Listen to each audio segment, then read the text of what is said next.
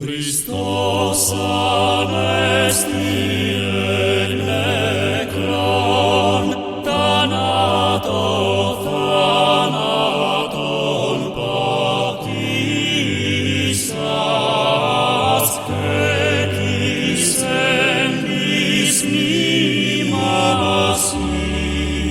zoe in harissa.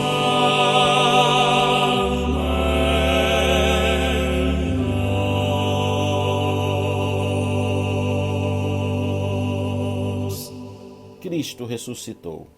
Em verdade, ressuscitou. Bem-vindo a mais um podcast. Eu sou o Padre Mateus, da Igreja Ortodoxa Russa do Patriarcado de Moscou, pároco na cidade do Recife, Pernambuco.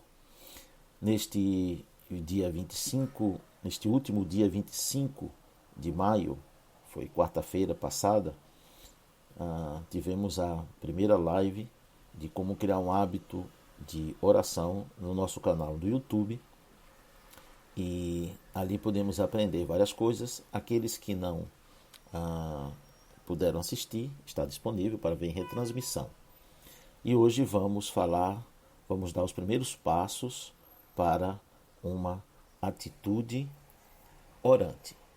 Vamos aprender a ter uma atitude orante.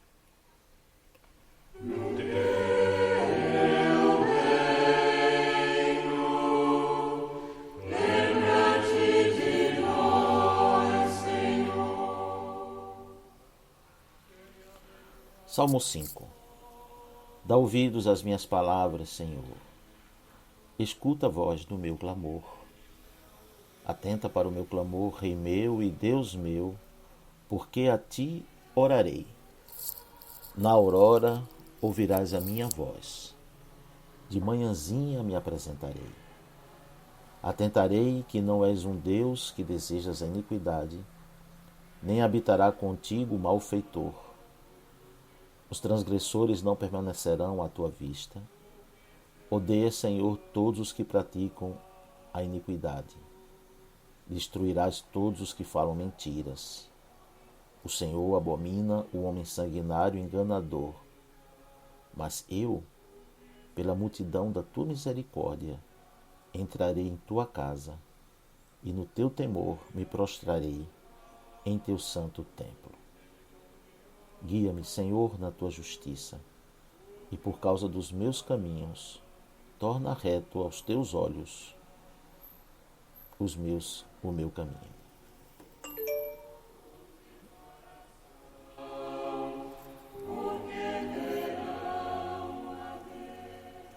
Meus queridos, este salmo aqui nos ensina a atitude orante.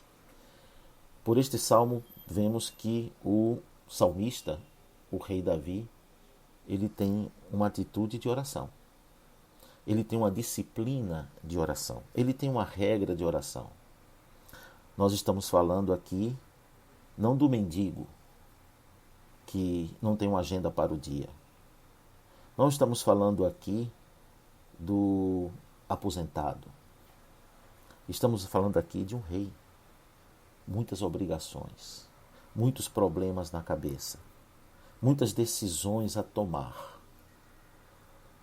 Um povo inteiro está dependendo de suas decisões, porque o rei, na época, também era juiz.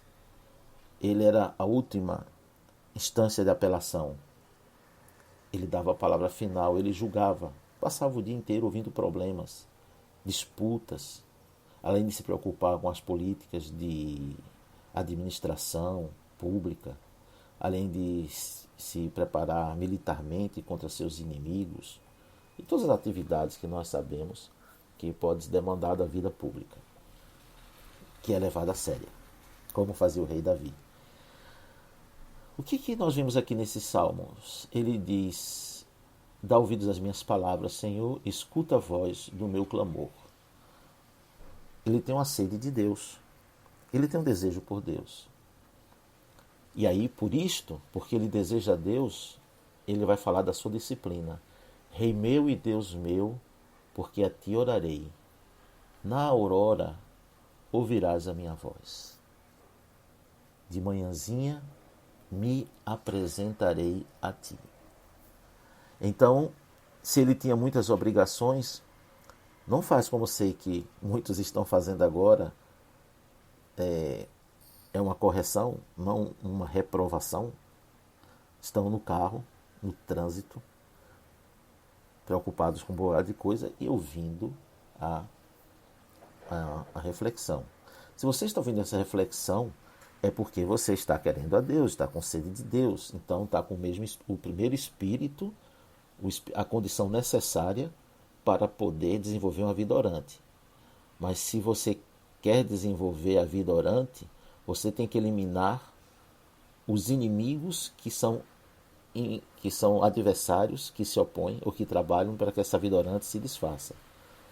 Que é exatamente a falta de uma disciplina.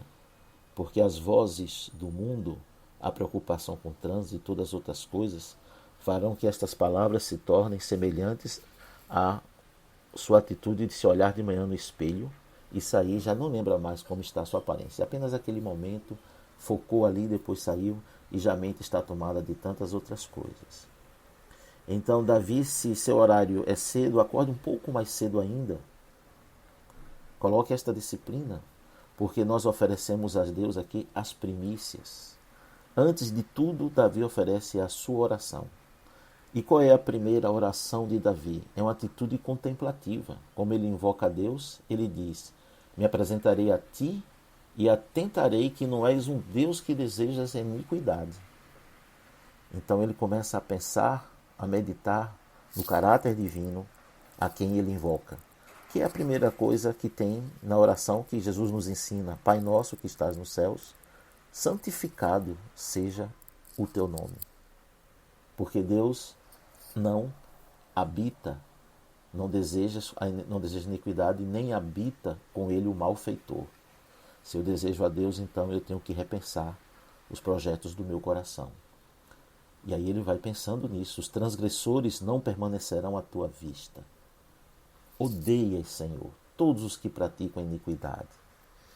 Os atos que vou desenvolver durante o dia, os projetos que eu estou tendo, os objetivos que eu estou tendo, são atos de justiça, atos de iniquidade. Aqui tudo isso é contemplativo, em Deus, contemplando a Deus.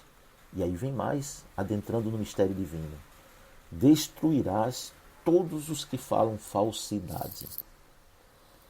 Estamos com língua enganosa, intentamos enganar o próximo. E aí, na verdade, essa contemplação é uma sondagem, contemplando de Deus e com isso se colocando diante dessa luz, colocando seu coração, iluminando o seu coração, por isto que está aqui nesse salmo. E diz mais ainda: o Senhor abomina o homem sanguinário e enganador. Não precisamos nem falar do assassinato como algo abominável, como tira a vida. Mas precisamos lembrar também de outro tipo de assassinato que se é praticado constantemente sem nenhuma punição, que Cristo nos lembra. Ou visto que foi dito aos antigos: não matarás. Eu, porém, vos digo: qualquer que chamar o seu irmão tolo é réu de juízo, é réu de condenação. Tolo, louco, palavras que desqualificam, que matam as pessoas por dentro, que atingem profundamente a alma, palavras ferinas, palavras malignas, palavras feitas para atingir. O homem fraudulento, palavras que servem para saquear a pessoa, que servem para lhe oferecer o que ela não vai ter e retirar dela tudo o que você pode ou que nós possamos retirar. Mas Davi, então, com isso ele vai assumir uma outra compaixão, uma outra postura. Mas eu, pela multidão da tua misericórdia, entrarei em tua casa e no teu temor me prostrarei em teu santo templo. Então, Davi traz aqui, pelo Espírito Santo, a doutrina da graça. A graça de Deus que nos acolhe. A graça de Deus que nos recebe nos estados de fraquezas todas as vezes todas as vezes que batermos nesta porta, arrependidos. O arrependimento, como sempre dizemos, é a graça do reconhecimento. Ele diz, eu pela multidão da tua misericórdia. O que é a multidão da tua misericórdia? É uma capacidade de perdoar de maneira imensurável. Quantas e quantas vezes batermos nesta porta, diz, batei e abre-se-vos-á. Então ele fala, e me prostrarei adorando em tua casa, no teu temor, no teu santo templo. Ora, havia só um templo em Israel, edificado, era o único templo. Este templo edificado é o templo do Espírito Santo e é o ícone da igreja, onde habita Deus. Onde está agora o nosso primeiro altar? Onde podemos entrar na casa de Deus e adorar no seu santo templo. O primeiro altar é o do coração. O Salmo diz, pois tu no íntimo me ensina a sabedoria. Salmo 50 ou 51.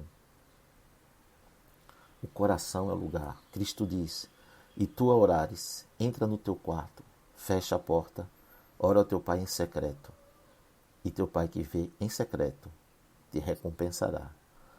É o mergulho na intimidade. Isso não fazemos no trânsito, não fazemos no ônibus, não fazemos na parada de ônibus, não fazemos no supermercado, de maneira qualitativa. Por isso a disciplina de estar inteiro e não dividido perante Deus, porque amarás o Senhor teu Deus de todas as tuas forças. E conhecendo então a fraqueza, ele diz, guia-me, Senhor, na tua justiça, por causa dos meus inimigos, torna reto aos teus olhos o meu caminho. Ele pedindo a força para a santificação, para viver a retidão por causa dos inimigos. Ora, quem são os nossos inimigos? O vizinho? O colega do trabalho? O concorrente de negócio? O desafeto, aquele que discutimos? Não.